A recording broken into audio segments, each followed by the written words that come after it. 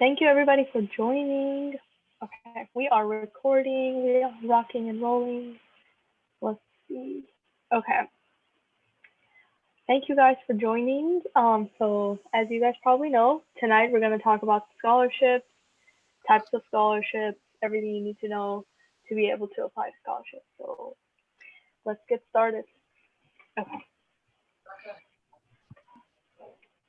Okay, so guys, you know that you have to apply to Fafsa before you can apply any other scholarships, because this is basically a federal grant, and all you have to do is just apply. And I think it comes October 1st, and so for I guess the more you apply first, I think the better your grant I think will be. But just don't rush, I guess. But still, this is just your Pell grant again, and it's really important. Yeah, one way Miss Janet always describes FAFSA is there's a pool of money, there's a huge amount of money, and then it's first come, first serve basically. So if you apply October 1st, and you meet all requirements and everything, you could get the full amount for FAFSA. But let's say you wait until like January, February, then you'll start to lose out on money the later you wait to apply. So usually I get mine done October 1st. The website kind of crashes because everybody's trying to get on there at the same time, but the first days of October are the best days to apply. But it does that's not well, if you don't apply by October 1st, that does not mean you're not gonna get it. Still, like if you need more time getting your tax transcript together, that's like okay, as long as you do it by October 1st, I mean by at the end of October, you should be good still. Yep. Okay, so these are the types of financial aid. So there's scholarships, grants, work study, and loans. So there are two types of scholarships. There's need-based and merit-based. So the need-based is usually like based off your family income and stuff like that. So when you first apply your like a Bell grant, there's a section that says your EFC, and that's just your like how much your like your parents or your income. And then there's merit based. These scholarships are usually they look your academic achievement and stuff like that. They look your GPA, SAT, and class rank, but they also do consider your merit based. It's not just your based on achievement. So there's a grant you don't really have to pay back. It's more of like if that's like more of like like government money, state or organization, stuff like that. And there's also a work study. So when you're doing your Bell grant, there's a section that says do you want to be considered for work study, and you always want to make sure that you like say yes, because once you go to school like college, they do offer work study, and this only will be given to students that did selected yes, I want to be considered for work study. And if you do that, I mean, that's just extra money right there. Like you do that, and they're very understand. It's like you work, but you work at the school environment, and they do consider, oh, okay, this person is a student. They give like they'll be more considerate rather than you like work in other places. And so there's a loan. So for loan, this is Miss Janet and Miss Tiffany. They always say, okay, loans, it's something that you want to consider the last option. Loans are not bad, but it's something that's definitely you want to avoid if you have to. And the only way you can avoid is by applying scholarships and making sure that you have the financial aid that you need. And so with loans, so let's say you're a student, and if you're a student, you don't actually like they don't put any interest, but the moment you start dropping like school, they will start like they'll the interest will start with like 6 month payment will start like 6 months after you stop going to school. And so I understand that sometimes like loans, there are some students that don't get scholarships at all, and loans is like last option.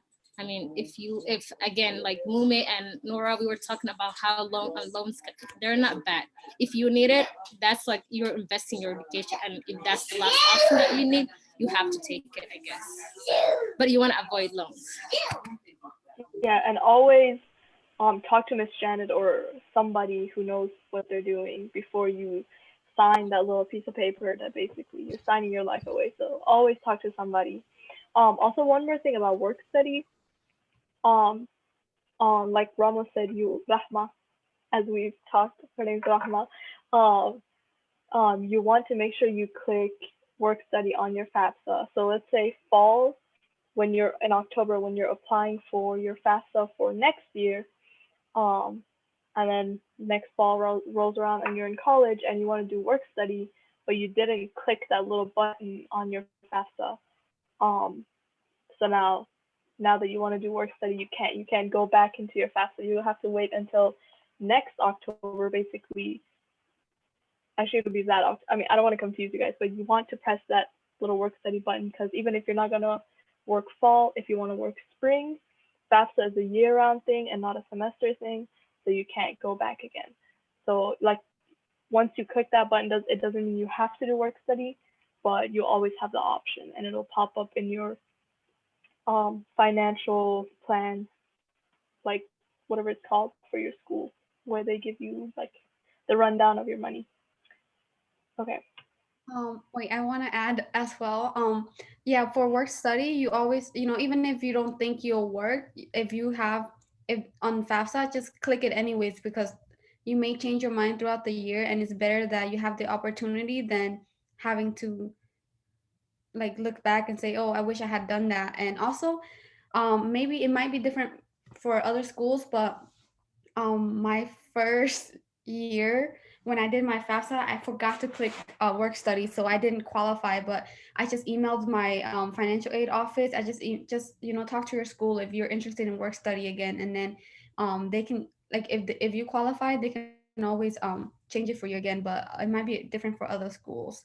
And for loans as well, I know it's scary, and I know we've been like taught to avoid it, but if it comes to it, like if you really enjoy your school, if you really enjoy what you're studying, like don't be afraid to take out loans, because don't give up like your dreams, your goals for not wanting to take out loans, because if it's just like $1 or $2,000, that's not as bad as you know not going to school at all, and years down the line you might regret it, because when we talk about avoiding loans, we're talking about people who just completely avoid scholarships and all things that they can money that they can get for free just so they can take out loans. So if you have the opportunity to do scholarships, then do those, because loans are your last option. But if you if it gets to a point where you don't have any more scholarship money, but you do like what you're doing in school and you feel like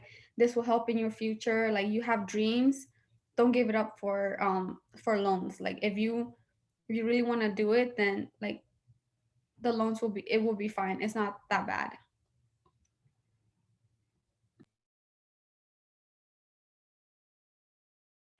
Okay, I was on mute. So we're gonna do some calculations real quick to put things into perspective for you guys. So let's say your senior year of high school, you decide to pick up a job because senior charges, prom, everything. You want to have a little pocket money.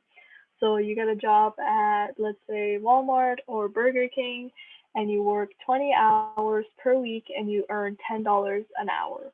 So you're basically making $200 per week. This is before taxes are taken out. The government loves to take our money, so you got to keep that in mind as well. And then you have scenario number two, where you don't work, but you're working on scholarships. So let's say you fill out a $5,000 scholarship application that takes you 2 hours to fill out, and then you end up getting that scholarship. If you think about it, you just made $2,500 in 1 hour. So we understand this is not a possibility for everyone. We understand that you guys need to help out your parents with bills and things of that sort. So if you do need to work your senior year, make sure you don't exceed um, 20 hours per week, so you still have time for your school, for your activities, for you to attend YPF and things of that sort, so you can get money and, of course, apply to scholarships. So the math is kind of mathing. It kind of makes sense. $2,500 per hour sounds amazing, doesn't it? uh, yeah. Add as well to that the last slide.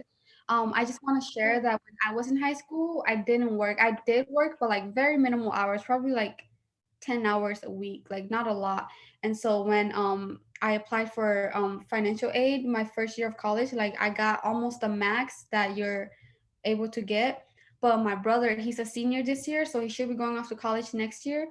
And he worked in high school, so when he did his financial aid, when we worked on our FAFSA together, he's getting like very little compared to how much I got when I first applied to FAFSA because I wasn't working as much as he did in high school. So when you're working, consider like, do you want to work, like, put yourself through the labor, I guess. Do you want to work on schoolwork and work on the side, just so that when you go to college you have to pay out of pocket, like you have to work to pay for college? Or do you want to just focus on your schoolwork and then let financial aid, let FAFSA pay for your college? So that's basically free money for your college. So you don't have, first of all, you have more energy and time for your schoolwork, and you're not overexerting yourself. So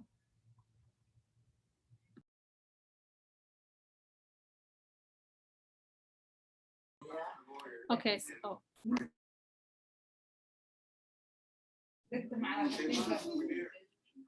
okay, so okay, so Moon, okay. this is Moon's slide. oh yeah, we were just tackling it together anyway, so it's fine. But yeah, most scholarships they ask for your transcript because they are checking your grades. Like, your grades in high school is important just as it is in college. So, like, try on your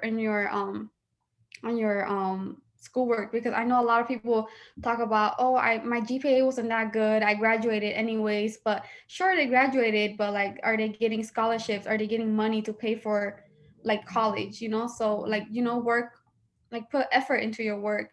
And letters of recommendations, all scholarships that I have filled out, they all require letters of recommendations. And I have been lucky because I've been a part of Eagle Scholars like since sixth grade, and I didn't work in high school, so I had more time to like participate, and I had more, like more people that I met throughout Eagle Scholars. So I had people, if not Miss Janet, like there's people I met from Collegiate Steps and YPF who were able to write my recommendation letters for me. And yeah, and I also want to share my brother again. He wasn't a part of like anything in high school, so when applying for scholarships, it's really hard for him because he doesn't have anyone to write his recommendation letters, and that causes him to miss out on scholarships that he could have gotten because his grades are, they're compatible, they're good. But because he doesn't have people to recommend him, he it causes him to lose out on that scholarship. So yeah, and essays, um in school, they're like, you may think you're smart, but there's always someone smarter or someone just as smart as you. So your personal statements and your essays are what sets you apart from other people, and what shows these scholarship committees like who you are and why you deserve this scholarship. And yeah, SAT and ACT reports, they're also important.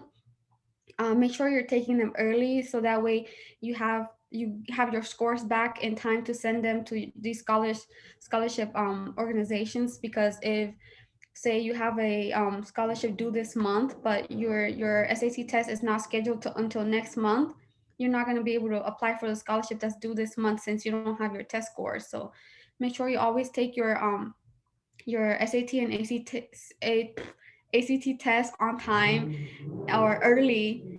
And that would, and also it also allows you, if you don't like your score necessarily, you still have time like to retake it again to improve your score. And tax transcripts, I haven't encountered that, but Rahmo has, and she can talk about that. And also community service, that's very important because if you're in school and say you're not in clubs or you're not in a lot of extracurricular activities, community service will fill in that area and show that, like, you do care about your community, you're giving back. And these scholarships are giving you this money for free too, but um, they want to see that since they're giving you money, they want to see that you are someone who will give back to the community as well. You're someone who's not taking the money for themselves only, but to better themselves and to improve the community around them. Okay, so for tax transcript, I think that's just your what your family made. That's just your tax return. So I know that most, not a lot, but few scholarship will ask you what your family made, like your family income, to see if you're again qualified for it. I know that I mentioned merit based, but merit based can also, they can consider your family income as well. They will see what your family make to see if you're qualified for that scholarship. And for community service, I know that Mumi touched, but I know that some of you guys will volunteer, and make sure that you keep track of your hours, because there are some scholarship they want to see step by step the hours you did, everything. You can't just make up, oh, you know what, I have 50 hours here. They want to see someone sign, okay, Ramo did that volunteer hour with who, with like what you did. They want to see all that detail. So make sure you keep track. Make sure you add signature if you have to. So Also, one more thing. Sorry, we're spending a lot of time on this slide, but with references, so there's letters of rec where they write it for you, they send it to you, and then you can use that whenever you need. You just upload the PDF or you mail it in. But then there's also like they might ask for a reference where you would put that email in that reference whatever, and then they will send an email out to that person asking them about you, asking them to fill out a questionnaire or for them to send that recommendation as well. So you like, let's say a teacher was able to write you a recommendation letter, but they don't have the time to be a reference, like for them to check the email, to send the questionnaire. So on top of the letters of rec, you might want to have a few people in mind that are available to fill out those references. I know Miss Janet, she's always very, very helpful. Like she just did one for me a few days ago. But yeah, so on top of the letters of rec, have a few other people in mind for references, if not the same people. okay, so these are some scholarship myths. So the first one is you have to have amazing grades to get scholarship.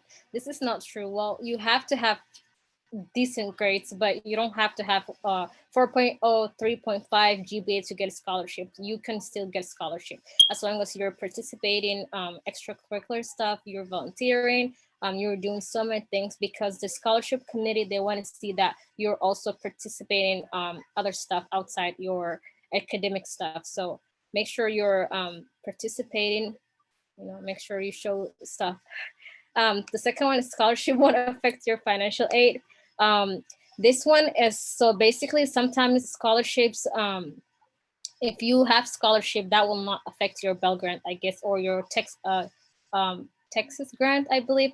Well, if the scholarship keep coming, then I guess your Texas grant can be reduced, and you want to make sure that you always communicate with the committee. If they do defer your scholarship, or communicate, I think I'm good this semester, and can I defer this scholarship for next semester? Make sure you ask, because if scholarship keep coming, oh, they will be like, okay, you know what, Noora is set up for this semester, and she has all this money. So the scholarship, the financial aid people, they will take some money away, and this happened to me.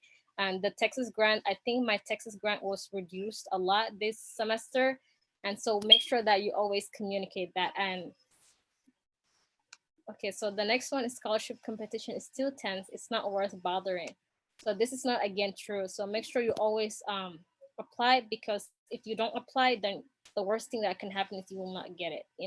Don't doubt yourself. I know that sometimes like when I was freshman, like applying for scholarship, I knew that writing was not my thing. I'm like, okay, what if my writing is not good enough? What if my writing is not that professional? Don't doubt yourself.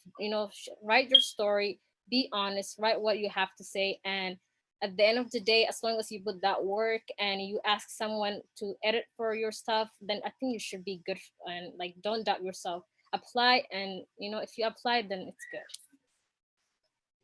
I just want to add, like on the when your scholarships, when you get a lot of it, and I know how Ramo said her scholarship, her Texas grant was reduced.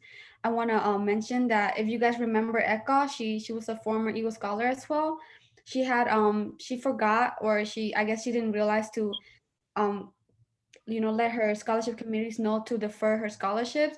So the school, our school, since they saw that she had enough scholarship money, they took away her Texas grant like altogether, and that's $5,000 a year.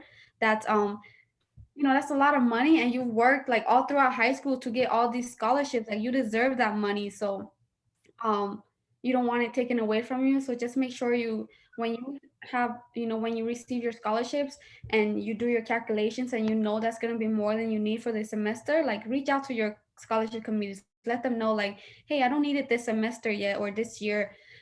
Is there any way you can hold it off until I need it? Or is there any way you can send it to me personally so that I can keep it for myself and use it when I need it? So just, make sure to connect with them so that your colleges don't see that you have enough scholarship money and they take away your um, government financial aid money, because you deserve that as well because you worked hard to get this money. And also with the scholarship competition being too intense, like, you can do it. Like, and if you feel like your work like needs some help, like we have all these interns to like to help you, to check your work, to help you edit. And Lupe is always down to read as well. So if you need help with like your scholarship, your essays, you feel like it needs some work, like just send it to one of us or just let us know. Like we can read it for you or you can read it to us. We can work on that together. Can I jump in here too? As far as the scholarships too, what I want you, all the stuff that they just said is all extremely very true. But you may not understand exactly what they're talking about because you haven't been there yet. And so when it gets to that point, you may think, oh my gosh, I've got all these scholarships and I don't know what to do. Always ask, always ask. We are here. That's why we exist. And that's why we've been in your life for 6 years. So you can get to know us and be okay with asking us, because that's the thing that I find is sometimes scholars think, okay, I have to figure this out on my own. And that's when they lose the money. Same with reporting the scholarships, like what I think what Noora was talking about.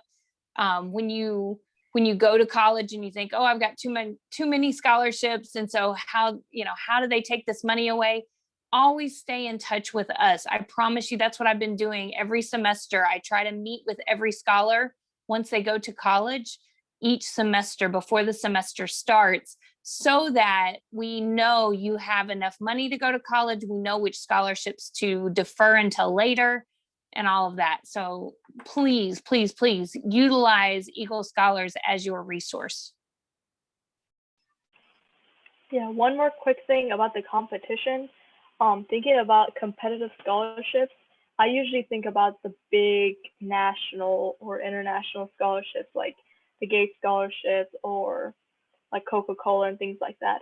But if you focus on local scholarships, like scholarships that are just for Conrad High School, scholarships that are just for the DFW area or Texas in general, the chances of you getting those scholarships are much higher than an international or a national scholarship. So always apply, never doubt yourself.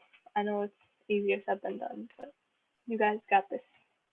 If we did it, And you just guys can do it as FYI, well. Noora doubted herself. I did. I did. Yep. Okay. Where to find scholarships? Yeah. So all of us can share too, because the three of us together, we got, I think Noora, you went to the same high school as Rahmo, right?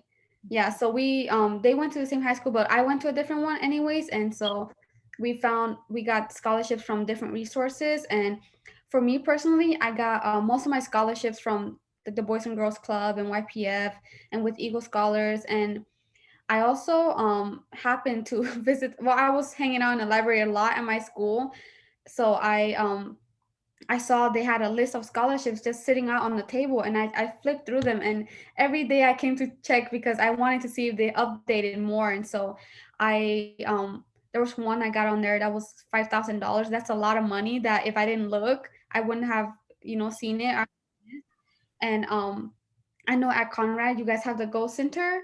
So that's where you guys can find your information with colleges and scholarships. So you should go there and check. And then with Boys and Girls Club, they have, the Ross scholarships. I think that's still going on. They have the Toyota scholarships that a lot of Eagle scholars got. And that's every year, right? You just apply one time and that's every year. So that's a lot of money because you only apply one time and then you get it every year. And So yeah, so as well, and also at colleges, I also, even when you're in college, like you can still check your school's website or wherever they post stuff. They have scholarships up there as well, and a lot of the times, like not everyone will apply. So if if you're the only applicant there, they will just give it to you. So just always apply.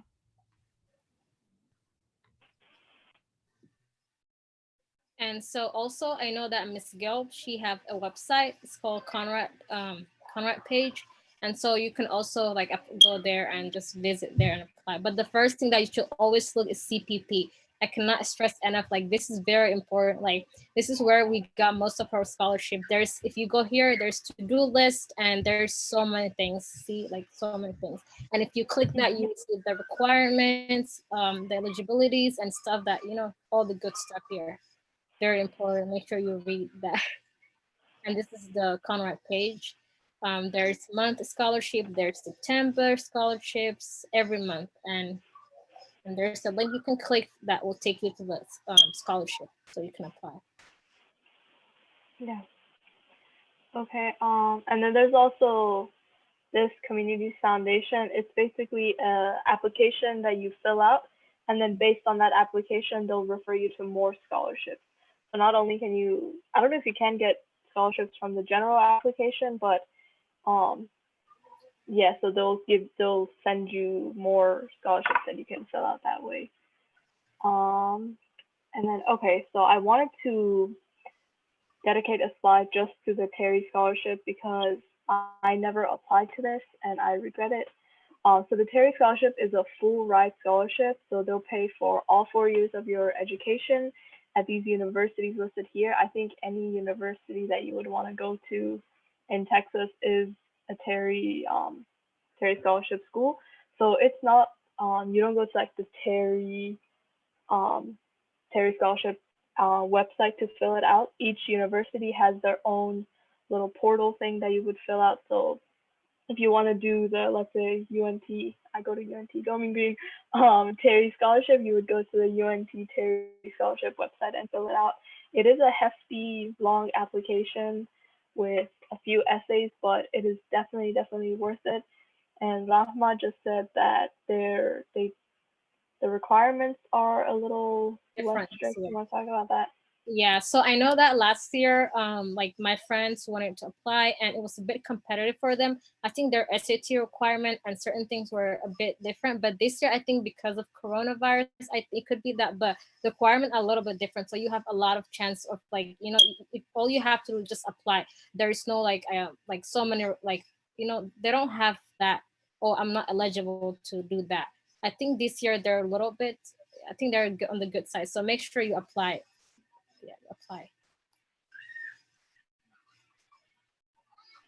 Okay, so this is talking in the future, and Miss Jenna just mentioned that like you guys are still in the state where you guys just need to apply. So this might be a little bit too much information, so I'm not going to talk about it as much, but just keep it in the back of your mind that once you get all this money, you need to still continue working hard to be able to keep that money. It's very easy for you to lose your Texas grant, like we've mentioned many times already, to lose your Pell grant. So as you can see here, you want to maintain at least a 2.5 to keep your Texas grant and at least a 2.0 to keep your Pell grant. Also, one thing, FAFSA is the application for you to get your Pell grant. I was very confused my senior year of high school. I was like, what's the difference between FAFSA and Pell grant? So they're basically the same thing. That's just the application to get the Pell grant. And then some scholarships require volunteer hours, like the Atlantic Housing Scholarship, which all 3 of us have, requires 40 hours of volunteering every semester, and they're very strict on it. They literally, you have to fill out this whole thing at the end of the semester telling them exactly what you did. So you want to make sure you're keeping up with all of that so you don't lose all your money. And then one thing, you want to at least take 12 hours every semester. And then you want to not go below that. So let's say you take 4 classes this semester, you take calculus, and then you realize you hate calculus, which I hate calculus, and then you want to drop it, but then when you drop it, you'll go down to 9 hours for that semester, and then the chances of you losing out on your money is much higher because I think Miss Janet can explain this better, but it's like a warning state where at the end of the semester you'll be in like the warning zone or something where you're in danger of losing out on your money. So next semester you would want to make sure you're taking 12 hours and you're not dropping that calculus class, so you don't actually end up losing it. So 12 hours per semester, and then keep an eye out on your emails because once you get these scholarships, the committees love to keep in contact with you. They love to know what you're up to. At the end of each semester, they might send out like a little questionnaire thing asking you, what have you been doing? What have you been involved in? And then like, I don't think like they could take your scholarship away, but then maintaining that good relationship is very important. So you always want to keep track of your requirements for each scholarship. I don't know if Miss Janet, you want to talk about that 12 hours thing. I know you think it's very important, but no, you're good. Okay. It's fine. I think what you've said is that's good. Just remember, and again, ask once you guys are there. Don't just go, okay, well, I think I'll just drop classes. Unfortunately, I think that's what happens a lot in high school, especially now that we have college classes in high school, is that you kind of get taught that it's okay to drop a class, and it's not, because it can really impact the funding that you get. And that's our goal for you, is to make sure you know what you need to do to maintain that funding all the way through college. So yeah, always ask. And I want to add that I only recently found out that if you are in collegiate steps in high school, like if you're taking college classes as well and you're dropping classes in high school, that will affect your classes, like how many drops you get in college as well. So you need to be careful even from high school, because it will carry on to college, and that will really affect how much money you can get for college. Collegiate Academy, not collegiate steps. I always get those two mixed up. Yeah, and also I want to add. Oh, did you want to? No, I just wanted to make sure. I think there's 6, right? 6, you can drop out up to 6 times when you're an undergraduate, right? I don't know. Correct me if I'm wrong, but you want to use that wisely, I guess.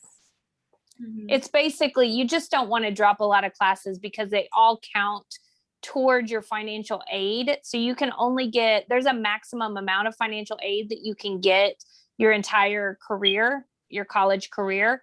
And it's plenty. I mean, there's plenty of, as long as you're working and going through school, it's enough. But you just don't want to, if you start dropping classes or taking, this minimum amount of classes and then failing a class or things like that, think about the fact that every class, so let's say like Noora's at UNT.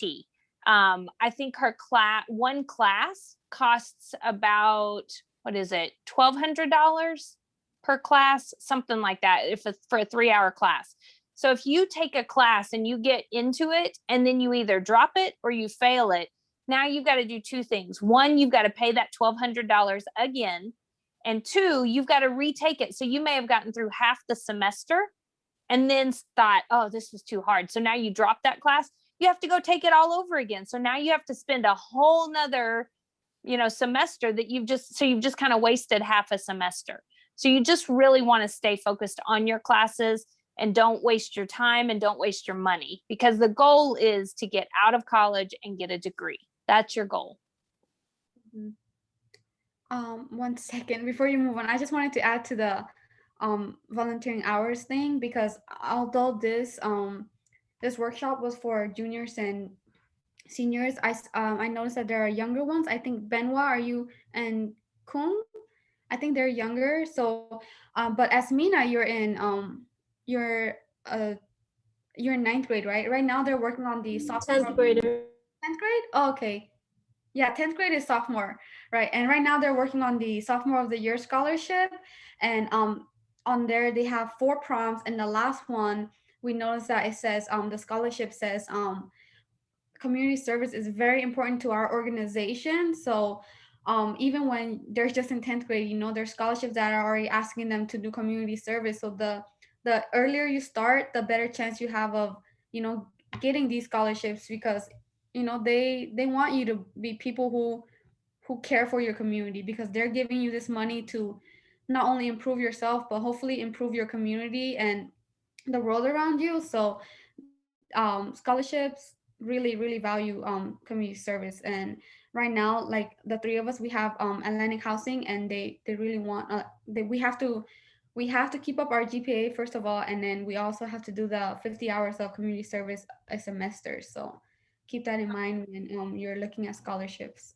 And also, I know that when I was freshman and sophomore year, all I did was just go to like volunteer with Miss Gill, like most of my time. And that's what you can do for all younger scholars. Like for now, if you're a freshman, junior, or sophomore, all you have to do is just worry about volunteer hours. By the time your senior year, you don't really have to go volunteer and like, like you can focus that time on you applying scholarships. That's like you don't have to stress about you trying to find out, okay, which community service do I have to do now because I don't have hours. If you like do that in your like freshman year, sophomore year, then that will save you a lot of time. And some of those volunteer hours can come from Eagle Scholars. Like if you say, hey, can I do the announcements every week? And not just a one-time deal. Volunteering that looks good on scholarship applications is not just the one-time things like, oh, I picked up my neighbor's leaves, and I raked my neighbor's leaves. Okay, that's just one time. But if you're doing stuff on an ongoing basis, translating matters. So even if you're translating, you don't have documents that show maybe if you translate for your neighbors, but you can talk about that. You can write about that in your essays and stuff. And that shows that you're doing something that's not just for yourself. But being at Eagle Scholars, if you were to say, Dr. Janet, can I do the announcements every week? That could go, if you did that for a whole year, or maybe year after year after year, that would look great on a scholarship application because you're contributing to another organization. So it seems like, oh, well, it's just Eagle Scholars because we're in it for 6 years. But no, Eagle Scholars is a big part of your college applications and stuff. Yeah, I can say I wrote a lot about Eagle Scholars in my essays and applications. So, yeah. Okay, so I know we're over time, but do you guys have any specific questions about each of us specifically or just in general?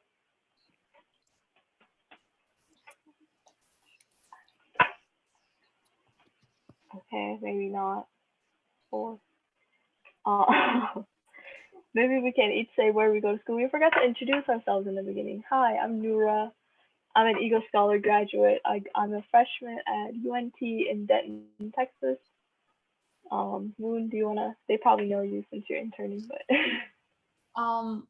My name is Moon, and I'm a student at Texas A&M University at Commerce. And yeah, so Rahmo.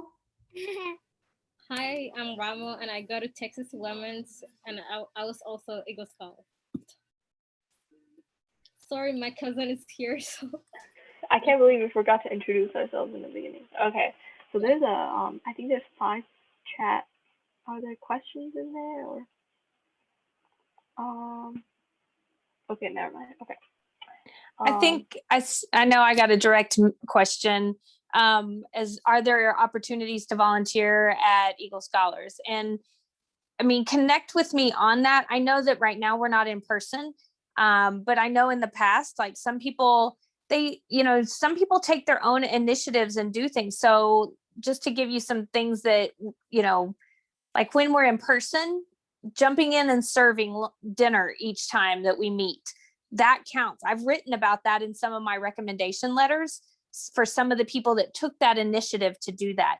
Right now, there's the human rights internship, and some people are participating in that, and they meet every Saturday or something. There is also there's like a marketing internship that I put out there, and some people are making flyers for Eagle Scholars. I think I might have seen, was Alejandra on here, but Alejandra is doing our website. She's been working with Miss Micaiah on that. Somebody, let's see, what's another one? But there are things like that all of that, I created those as internships so that you can use them for the podcast. There's a video podcast that they're doing, and that everybody has different roles of like editing the podcast, being a speaker on the podcast, being a host, asking the questions, all of that stuff, things like that. And you can take your, there are things, because Eagle Scholars is so much about leadership. If you have something in mind, like, I really think like that's how this whole human rights internship, all these other internships came up, because somebody said, could we make flyers? And somebody else said, I really would like to have more stuff about cultures. And, that's how, take the initiative. Don't wait for somebody else.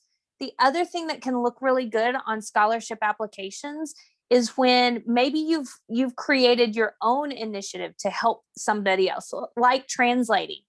Like if you create a little opportunity, maybe put out flyers to your community to say, I'll help with translating in Burmese or whatever. You can, do that. Babysitting counts. If you're always watching your younger siblings or something like that, that counts. So there's a lot of opportunities. Don't think that you don't have any, even in a pandemic. Yeah. To add to that, I just want to share. I don't know if the sophomore of the year scholarships, like I don't know if the prompts are the same every year, but the prompts this year are like they ask about your leadership, your initiative, and your community service and just your interests. So when you're in Eagle Scholars, like just think about like when you're participating, like just look for things that you can take charge in, so that when you're filling out these scholarship essays, you have things to write about, you have experiences. And I just to add on top of that too, because I know that there are some of you guys who are younger on here, whether you're in 7th, whether you're in 8th, or whether you're in 10th or 11th, always look ahead. Some of those, I love that Moo has said what those prompts are a couple of times, because what you guys have to your advantage that a lot of people who aren't in Eagle Scholars, they don't have that opportunity. They don't know until their senior year how to fill these things out. So what you guys are getting, and ask Moo, ask Rahmo, ask Noora. They're here. They're Eagle Scholar graduates. They'll be happy to answer your questions. But ask them about, what do you need to think about when you're thinking about scholarships? Because you can start now in 7th grade, because now oh, really? There's scholarships that require community service. There are some that you can't write unless you have community service. So you can think ahead and do that stuff now. Prepare now with your grades, all of that stuff.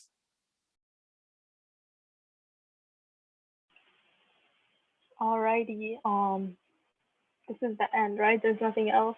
There's no continuation of this. Okay. Well, thank you everybody for joining. Yeah. I don't know what else to say. Did anybody ask you guys for your email? Because I would assume that the people on the call really want your email addresses, because I think they probably want to thank you formally in an email. That's what I would assume. So I'm sure that it's in the chat. I just haven't seen it yet. Maybe it went directly to you. Thank you, Ms. Shannon. Okay, there's my email. I don't know if you and Rahma, you guys can put it in as well. There we go. I hope y'all are copying and pasting quickly.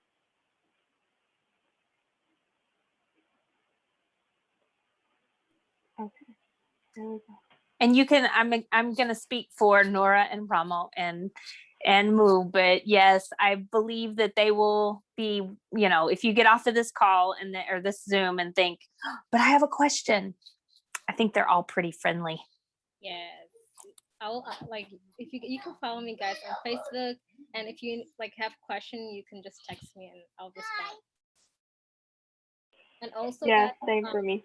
Yeah, Eagle Scholars really important because I have friends that needed a letter of recommendation, and they didn't really have anyone like who could they ask. Same thing goes for essays. I'm really grateful that like we had editors just assigned to us. Like that's just so amazing, guys.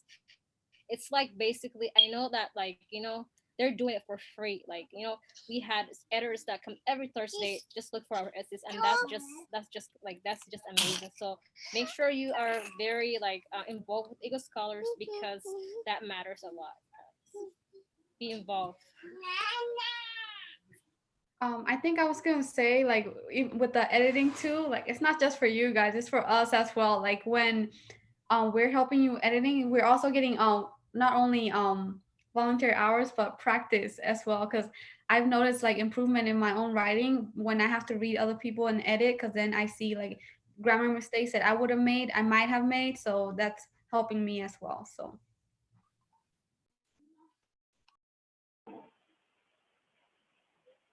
Alrighty, well, I think that wraps up tonight's presentation. Once again, thank you for joining. Oh, Moo may have something to say. so I don't think we made a group chat, so I will find a link and I will just send it to the All Scholars group chat, and you guys will fill that out. It was just it's a survey to, you know, tell how this discovery went. So I'll just send in there and just you guys just look out for it and answer it. Okay, that's it. Do you see Alejandra's question?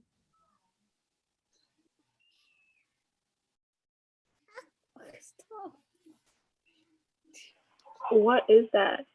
Eddie with an accent. Eddie. Agitate? Is that Alejandra? I know we used to use it, for our prompt, but is that what you're talking about, Alejandra? Yeah, I accidentally misspelled it. I'm sorry. But yeah. Yeah, so we actually used to use it for prompt. We decided not to go with that anymore just because it became really complicated for the mentors to use. So now they just do Google Docs. But I would strongly encourage you guys to make sure, we've got some seniors now who are kind of branching out on their own and just writing scholarships and sending them in without letting us check them. And it's really, for us, we're like, no, please just let us check them, because we can, I mean, just little tweaks like what Mume was talking about can really make your, it can help you get better at your grammar, but it can also really impact just the way your scholarship is seen by the committee. And trust me, I read scholarships for Gates, I read scholarships for APIA, and so I see what other people are writing. So I know what your competition is. So I don't want you guys to just kind of throw it together and think, oh, well, I just threw it together, it'll be good. You know, it'll be fine. It'll be good enough. Make sure you spend time on your stuff. Don't waste your time. Spend the time on it to make it good. So if we were to have, so I'm working on an application for a program right now, and like I want to have my application reviewed before I submit it. How would I go about that? Like, would I just ask one of the interns to help? Yeah, I mean, I think yes, that's great. I think that's why we have interns now, is so that you can connect with them on that level. So by all means, you utilize the interns. That's why they're here. And a lot of times, I wouldn't say a lot of times, but sometimes the interns, you know, they try to have these meetings with you guys or whatever, and they're like really short, like 15 minutes, because nobody's talking. And it's like, okay, what am I going to talk to them about? And this is where you can utilize them to, if you have a project that you're working on, ask for their feedback. They're not going to do it for you, but they're going to give you feedback that can be really good, critical, constructive criticism that could help you improve that. So yes, for sure. Ask your intern, Alejandra, to help you with that. Yeah, because and I know like with Lulia, she's so check-in. Sometimes we'll work on her essay too, and we'll go over an hour and a half. So like, if I don't have any other meetings, I will sit through there and work on her scholarships with her. So even if like you have like things that you're doing on your own, you can share it with us, and we can do our best to help you. And if we can't, we can just ask other interns who may be able to help, because that's what we do a lot. Any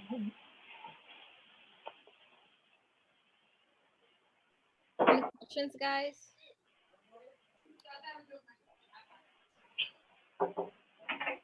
Can you hear me? Yes. For what are they called? Community hours, service hours. Um, like anything like can be used as that. Like Eagle Scholars Program helping there.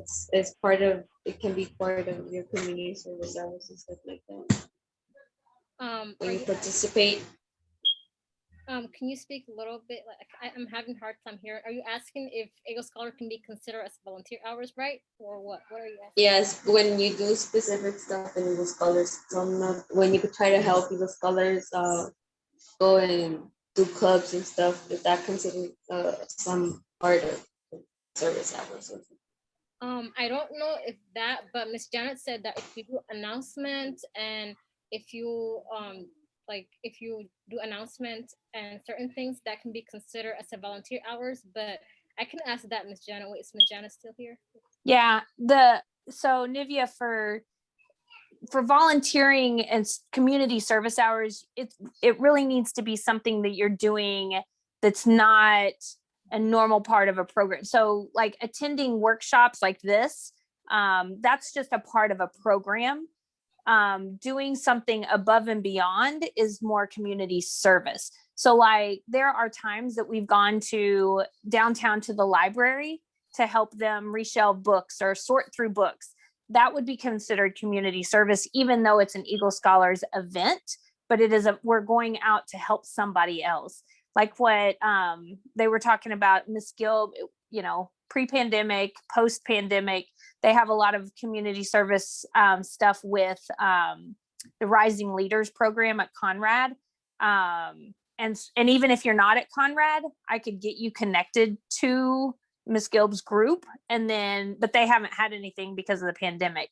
So just think of, if you can't just like say, okay, I'm going to just write down things for community service, but you could ask, like you can ask me and say, hey, is there something that, that I could do or something that you need extra?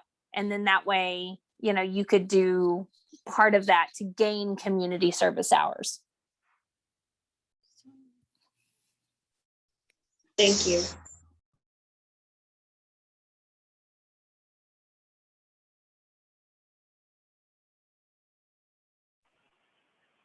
Any other questions?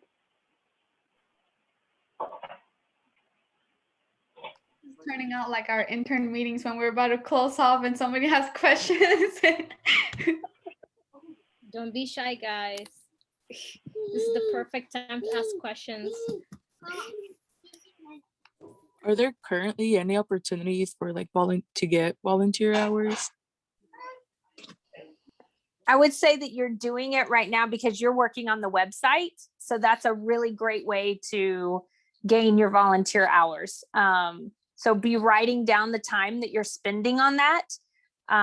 So yeah, some of the colleges and stuff, they are in their essays, when you write college essays, they are interested in seeing how people have utilized the pandemic. I know that sounds wrong, and it probably is to an extent, like, okay, well, we all have to stay inside or whatever. But the people that are really kind of taking hold of that and figuring out different ways to do things, even during a pandemic, like help their neighbors, like maybe coordinate a food drive or, whatever.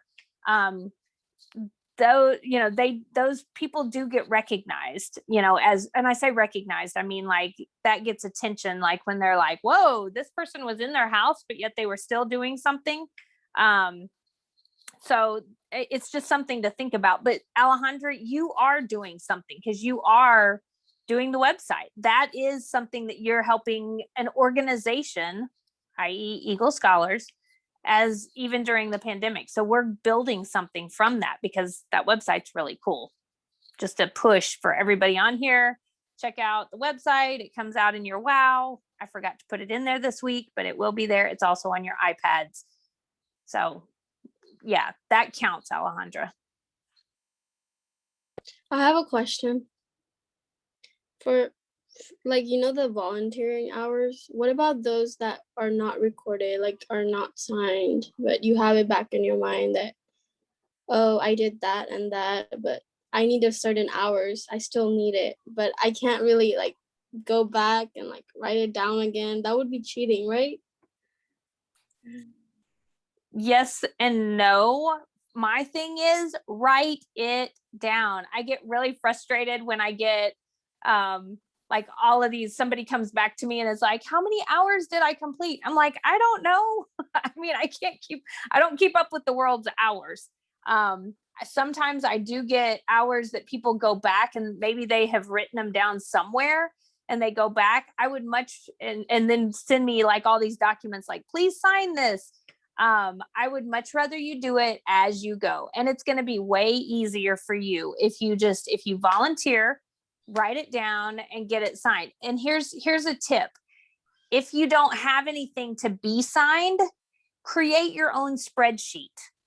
And actually, Lupe, you may want to say something about, or well, actually, I think that's on me.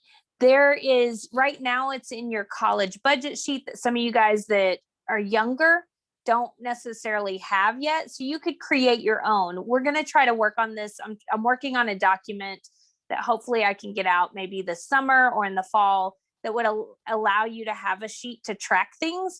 But until we get to that point, create a spreadsheet, a Google sheet that just says, like name of place, time in, time out, number of hours, and then and start logging that as you go.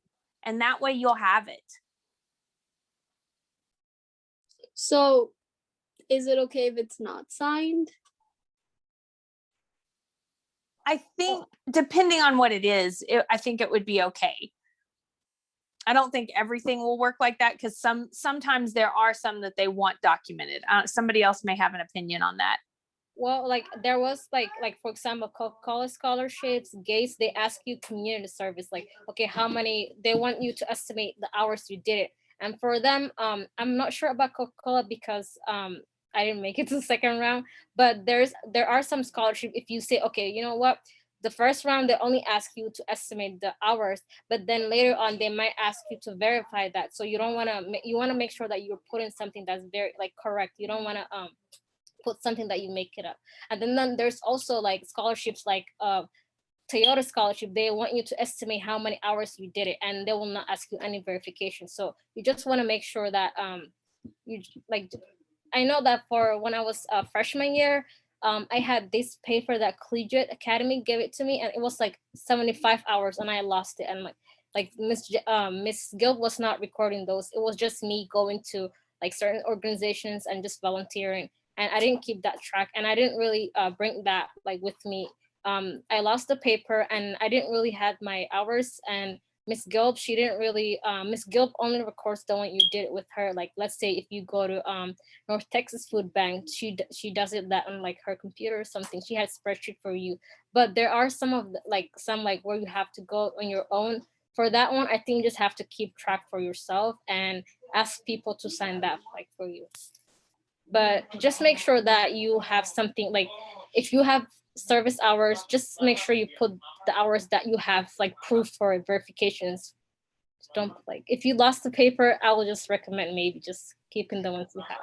And that's why I think it would be good to do it on the computer, because then you don't lose it. And my thing would be like, and I'm just going to pick on Rahmo because I don't know if she's done this or not, but like say she lost that paper, but every time she volunteered, because Rahmo's gone to the library to volunteer with me before. So let's say she had that in a document.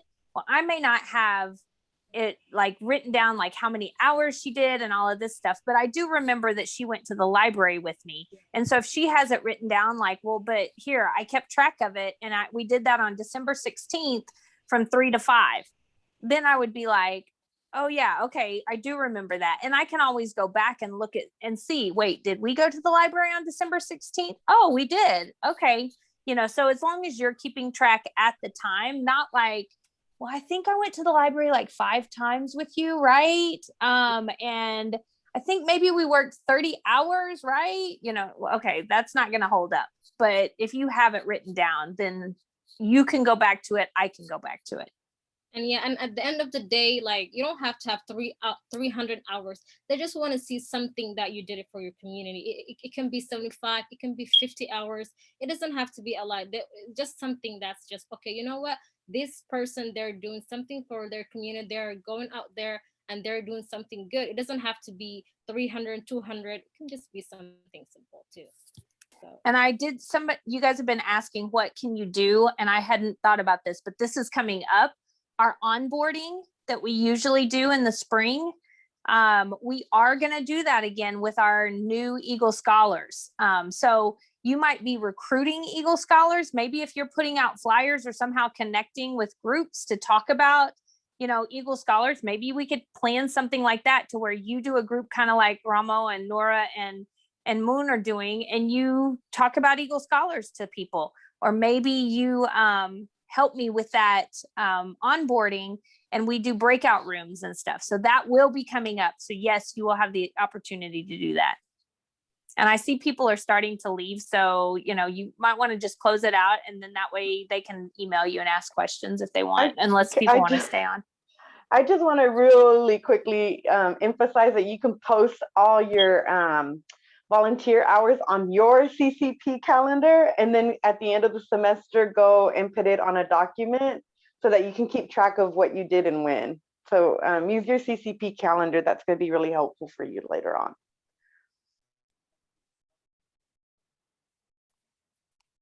I just realized I forgot to take attendance. So those of you who were here, just message in the chat, or if you remember the other scholars that were here. But right now I only have 4 scholars' names down, but I will figure that out. Any more questions from the rest of you guys?